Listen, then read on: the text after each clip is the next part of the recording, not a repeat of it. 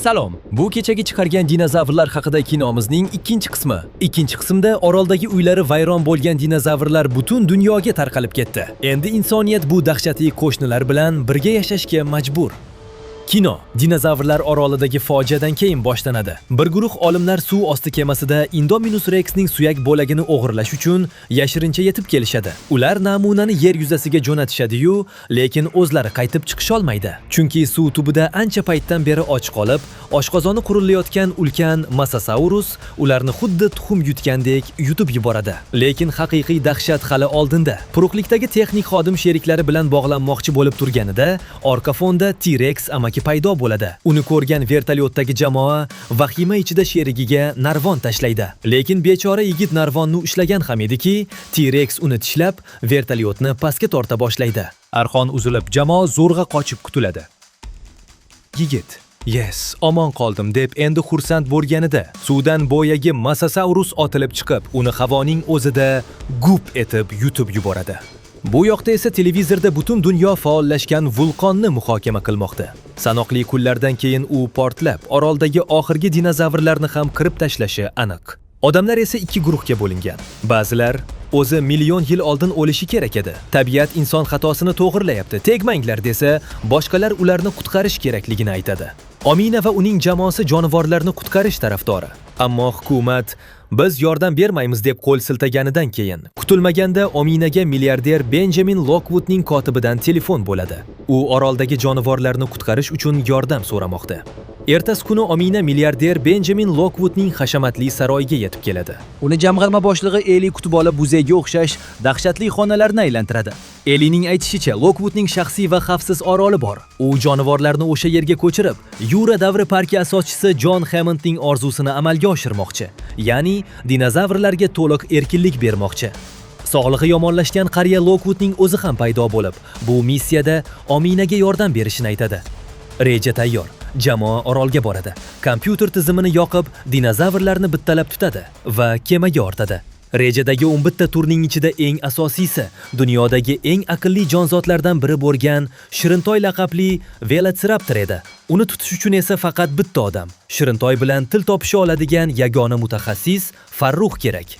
Omina o'zining sobiq sevgilisi Farruhning oldiga yo'l oladi. Ular barda ichimlik ichib, eski munosabatlarni eslashadi. Ma'lum bo'lishicha, Elining odamlari Farruhga allaqachon aloqaga chiqishgan ekan. Lekin bizning hayvon o'rgatuvchimiz kaltakesak uchun boshini xavfga qo'yishdan bosh tortgan ekan. Omina esa uning bu gapidan jahli chiqadi va "So'tak ekansan, boru" deb eshikni qarsillatib chiqib ketadi. Farruh esa kechasi Shirintoyning yoshligidagi shirin videolarini ko'rib, o'tmishni eslab, chuqur o'yga to'ladi. Ko'ramiz, akamiz baribir borarmikin? Ertasi kuni ertalab aeroportda Ominani kutilmagan sovg'a kutib turardi. Bizning qaysar qahramonimiz Farruh eski do'sti Shirintoyni qutqarish uchun jamoaga qo'shilishga qaror qilibdi. Samolyotda Omina o'zining yordamchilari, qo'rqoq aytuvchi Franklin va jasur qiz Ziya bilan Farruhni tanishtiradi. Orolga yetib kelishgach, ularning ekspeditsiya boshlig'i, doim yoqimli tirjayib turadigan Ken Whitley kutib oladi. Ular tezda boshqaruv xonasiga borib, orol tizimi orqali Shirintoyning manzilini aniqlashadi. Farruh jamoaga "Men ishora bermagunimcha hech kim o'q uzmasin" deb Shirintoy bilan yuzma-yuz ko'rishishga boradi.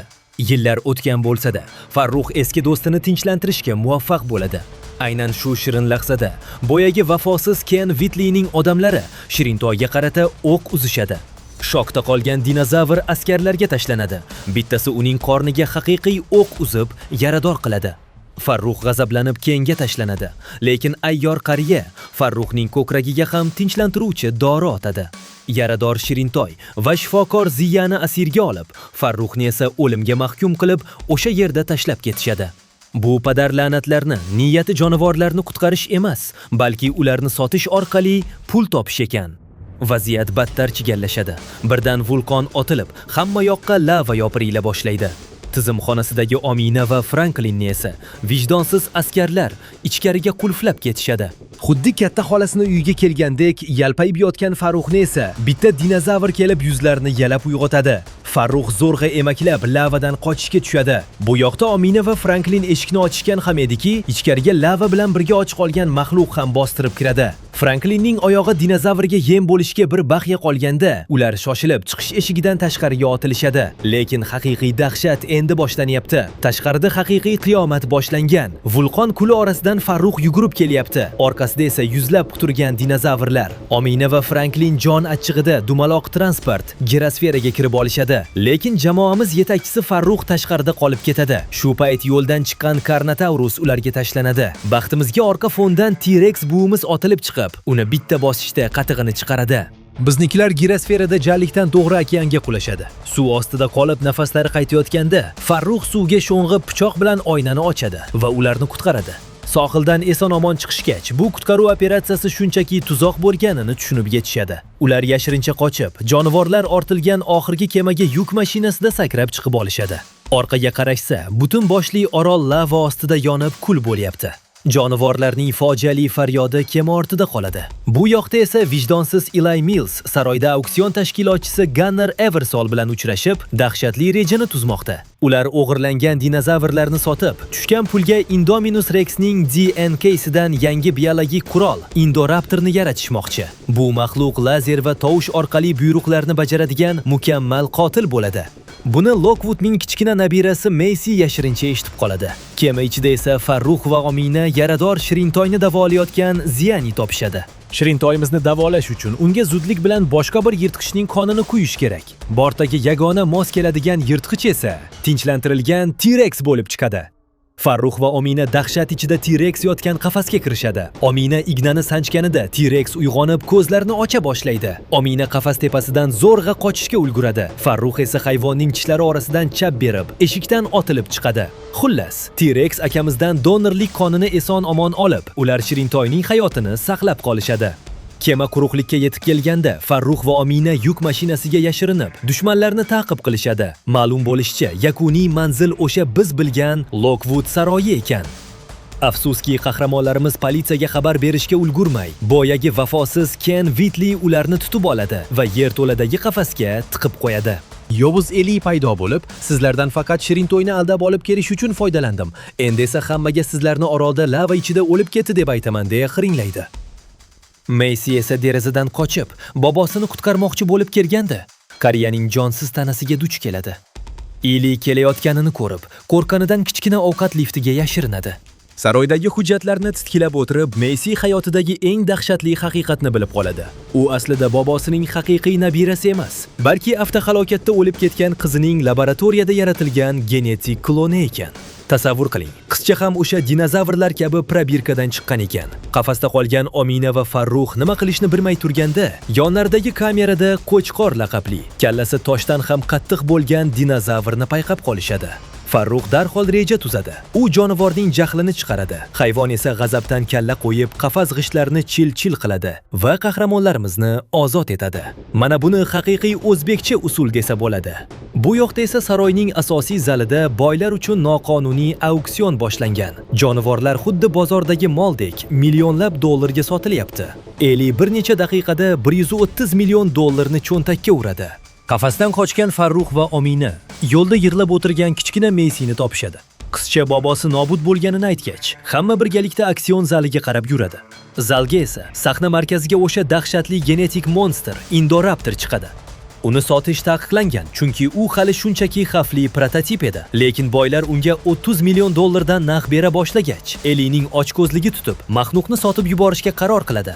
Buni to'xtatish uchun Farruh boyagi kalla qo'yadigan qo'chqorbosh dinozavrni lift orqali to'g'ri zalga qo'yib yuboradi. Zalda dahshatli tartibsizlik boshlanadi. Boylar qochadi, soqchilar yer tishlaydi. Tartibsizlikdan foydalangan vafosiz Ken Whitley o'z ulushini olish uchun zalga kirganda, zanjirband yotgan Indoraptorga duch keladi.